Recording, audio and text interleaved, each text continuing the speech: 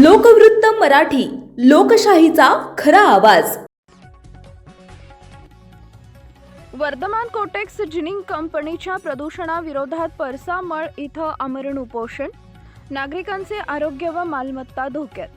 शिंदखेडा तालुक्यातील परसामळ वस्तीतील संविधान कॉलनी परिसरात कार्यरत असलेल्या Vardhaman cortex ginning and pressing कंपनीमुळे होणाऱ्या भीषण प्रदूषण, आरोग्य धोके व घरांच्या नुकसानीविरोधात स्थानिक नागरिकांनी थेट आंदोलनाचा मार्ग स्वीकारला आहे।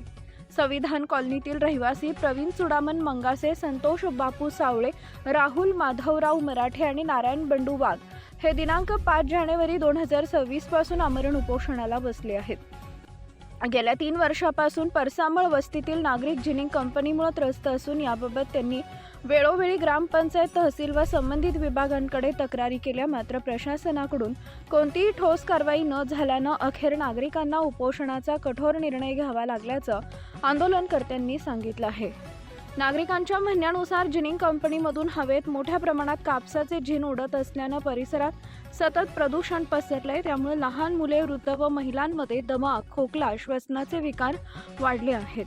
कंपनीतील भली मोठी मशिनरी दिवस रात्र सुरू असल्याने निर्माण होणाऱ्या तीव्र कंपनांमुळे घरं हलणे, भिंतींना तडे जाणे, भांडी-कुंडी वाजणे असे प्रकार सातत्यानं घडत आहेत। या सततच्या आवाज व कंपनामुळे नागरिकांना शांत झोप घेणं अशक्य झाले असून विद्यार्थ्यांच्या अभ्यासावरही याचा विपरीत परिणाम होत आहे। हा प्रकार नागरिकांच्या मूलभूत हक्कांचा भंग असल्याचा आरोप उपोषणकर्त्यांनी केला आहे।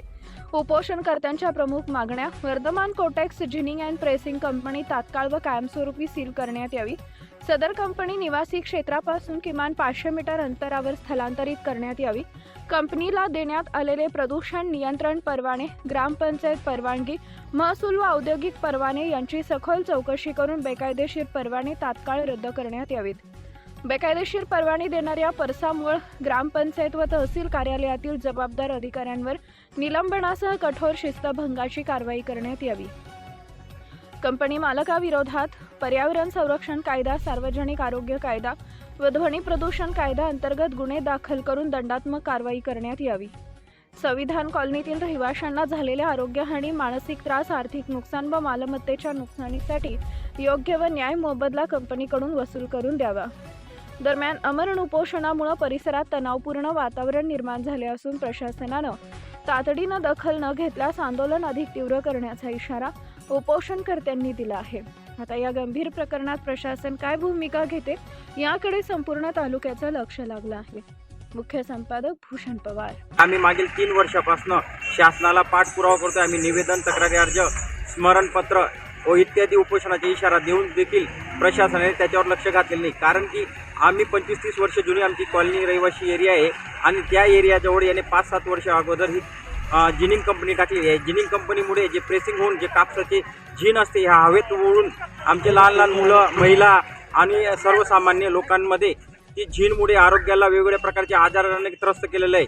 म्हणूनच आणि त्याचप्रमाणे ज्या मशिनरीमुळे जे कंपन होते, जे मोठमोठ्या मशिनरी त्याच्या कंपनामुळे जे मोठमोठ्या घरांना तडे पडलेले आणि ते जीवितहानी होण्याची मोठी शक्यता वाढलेली आहे। आम्ही या कंपनीच्या मालकाविरुद्ध जे आंदोलन चालवले हे आम्ही वारंवार त्यांना निवेदन देऊन त्यांच्या लक्षात आणून दिलं होतं, पण प्रशासनाने कुठल्याही प्रकारे त्याच्यावर ठोस कारवाई केली नाही। म्हणून आम्हाला आज आमरण उपोषणासाठी आम्ही आज सर्व कॉलनीतील रहिवासी बसलेलो आहे।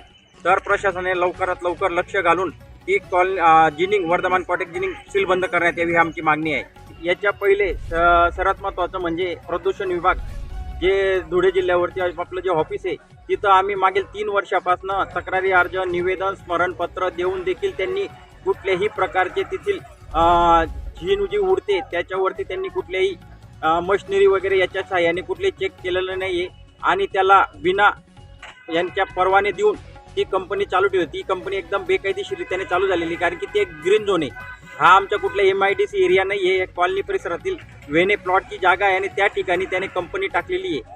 म्हणून माझी प्रशासनाला एकच मागणी आहे की ज्या ग्रामपंचायत असो, तहसील कार्यालय असो, कुठल्याही डिपार्टमेंटनी त्यांनी जे परवाने दिले असतील ते त्वरित सर्व रद्द करावे आणि ती जिनिंग सील बंद करण्यात यावी ही आमची ठोस मागणी आहे।